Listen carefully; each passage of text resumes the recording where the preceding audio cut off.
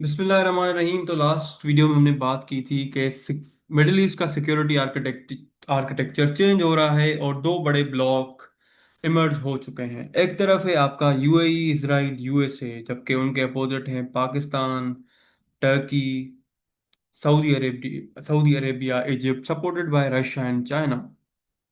लेकिन कल तक, बल्कि 2 हफ्ते पहले, ये जो हमारी बातें थी वो थोड़ी बहुत हवाई बातें थी, बट आज वो चीज़ एक अग्रीमेंट के तहत, एक पैक्ट के तहत सामने आ चुकी है, जिसका नाम है मिक्का मक्का joint defence agreement between Saudi Arabia, Turkey, Pakistan. Turkey, Saudi Arabia और पाकिस्तान में तो पहले ही ये पैक्ट था, एक म्यूचुअल डिफेंस अग्रीमेंट, जो कि 2000 लास्ट ईयर आया था। लेकिन अब टर्की ने भी वो चीज़ ज्वाइन कर ली है। तो सवाल ये पैदा होता है कि क्या ये मुस्लिम नेटो है? क्या एक कंट्री पे हमला सब पे हमला होगा? और अगर सब पे हमला है तो क्या उसका जवाब भी सभी देंगे? इन सब बातों का जवाब हम देंगे आज की वीडियो में। तो भाई, सबसे पहले मक्का जॉइंट डिफेंस अग्रीमेंट साइन हो चुका है between Saudi, Turkey and Pakistan. Background उसका क्या है, पहले भी हम वीडियोस में बात कर चुके हैं कि भाई मिडिल ईस्ट का सिक्योरिटी अरेंजमेंट चेंज हो चुका है। ईरान इसराइल वॉर ने पूरे रीजन को, बल्कि दुनिया को वोलेटाइल बना दिया है। आप स्ट्रेट ऑफ हॉर्मूज से नहीं गुजर सकते, रेड सी से नहीं गुजर सकते, सऊदी पे हमले हो रहे हैं, यमन की तरफ से, हूथीज की तरफ से। तो इस इनसिक्योरिटी में सबको सिक्योरिटी की पड़ी है। सही है। तो देखते हैं कि इन सबके क्या क्या इंटरेस्ट है। सही है। तो जो है ना, सिक्योरिटी आर्किटेक्चर चेंज हो चुका है। स्ट्रेट ऑफ हॉर्मुज और रेड सी में मैरीटाइम इनसिक्योरिटी बढ़ चुकी है, और confidence in the western powers वो कम होता जा रहा है। सही है। तो इस बैकग्राउंड में आज का अग्रीमेंट साइन हुआ है, जो कि क्या कहता है कि any armed attack against any one of the three state shall be regarded an armed against against all.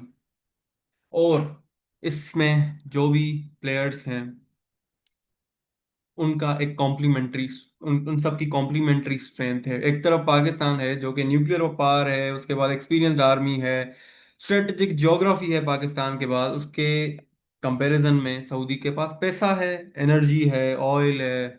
सही है। और it is a powerful gulf state. उसके कंपैरिजन में सऊदी, टर्की के पास एडवांस डिफेंस इंडस्ट्री है। उसके साथ Turkey is a NATO member, और इट आल्सो है स्ट्रेटेजिक जोग्राफिकल रीच। तो इन सब एक्टर्स के पास अपनी अपनी खूबियां हैं, जो कि which are going to benefit each other. Let's suppose Pakistan is going to benefit from the defence industry of Turkey. Pakistan is also going to benefit from Saudi investment in defence, in energy.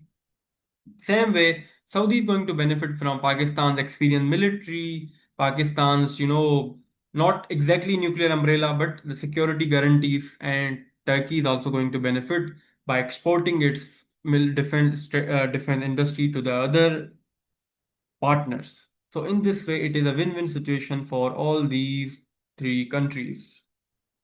सही है। अब जवाब देते हैं उस सवाल का जो कि हमने शुरू में पूछा, वो है क्या ये नया नेटो है, क्या ये मुस्लिम नेटो है? तो जवाब है उसका कि भाई नहीं, it's not a new Muslim NATO, it is rather a deterrence framework, a political deterrence architecture that is meant to deter the enemies of these states.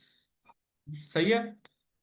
Let's suppose Pakistan Saudi के साथ खड़ा है, तो सऊदी को जिससे खतरा है, there the enemies will be a bit hesitant. Pakistan is trying to indirectly counter India, so it is diversifying the risk, जो कि इंडिया को हो सकता है कल को, अगर इंडिया पाकिस्तान पे हमला कर सकता है। इसीलिए इसी तरह टर्की इज आल्सो स्ट्रेंथनिंग जो है ये सारी चीजें। But it's not again NATO. सही है। क्यों नहीं है नेटो? आप ट्रीटी में तो लिख लेंगे कि एक आर्म्ड अटैक, एक स्टेट पे आर्म्ड अटैक, सब पे आर्म्ड अटैक है, पर उसके लिए आपको चाहिए इंस्टीट्यूशन, इदारे। सही है। जो कि उस चीज को इन्फोर्स कराएं। नेटो के पास एक अपना कमांड, एक पूरा इंस्टीट्यूशन है, मिलिट्री कमांड का पूरा इदारा है, जो कि क्या कर सकता है, किसी और स्टेट पे हमला कर सकता है। नेटो ट्रीटी में आर्टिकल 5 में यही बात लिखी तो हुई है, बट उसके साथ साथ एक पूरा फ्रेमवर्क भी बनाया गया है कि भाई क्या चीज इन्वोक करेगी आर्टिकल 5 को। जिस तरह 9/11 के टाइम हुआ था, आर्टिकल 5 वॉज इन्वोक, लेकिन ऐसी कोई बात अभी तक इस एक्ट में नहीं की गई। तो ना एक इंस्टीट्यूशन, अभी तक कोई इंस्टीट्यूशनल फ्रेमवर्क क्लियर बनाया गया है, और ना ही एक जो है ना प्रोसीजर बताया गया है कि इस ट्रीटी को इन्वोक, ये ट्रीटी इन्वोक कब होगी। सही है, तो ये भी नहीं बताया गया। तो इस तरह जो है, इसलिए हम ये कह सकते हैं कि भाई ये एक म्यूचुअल deterrence framework है, rather than a sort of collective security the way we understand NATO, which is a functional proper institutional framework. That institutional clarity is not given here, rather it is a collective deterrence, जिसका मकसद है कि अपने defence cooperation को और बढ़ाना, उसके साथ साथ एक डिफेंस पोस्चरिंग देना कि भाई हम साथ हैं, अगर एक पे आप हमला करते हैं तो उसका रिस्क और खतरा जो है वो ज्यादा होगा, तीनों से रिस्पॉन्स आ सकता है। लेकिन क्या ये हकीकत में होगा? क्या जब सऊदी के ऑयल रिफाइनरीज पे हमला हुआ था, तो क्या पाकिस्तान ने उसका रिस्पॉन्स दिया? नहीं दिया। सही है, तो उसी से आप समझें कि जिस तरह पाकिस्तान और सऊदी का आपस में रिलेशन था अभी तक, this is going to be a similar relation, but this is going to be beneficial for everyone. How? Because it is going to help their defence increase, उनकी defence technology, intelligence intelligence sharing, defence cooperation बढ़ेगा, सब countries को उससे फायदा होगा। लेकिन in real sense एक पे हमला करने पे सब अपनी फौज लेकर लड़ने नहीं जाएंगे। तो this is something that should be very very clear in our minds. Thank you.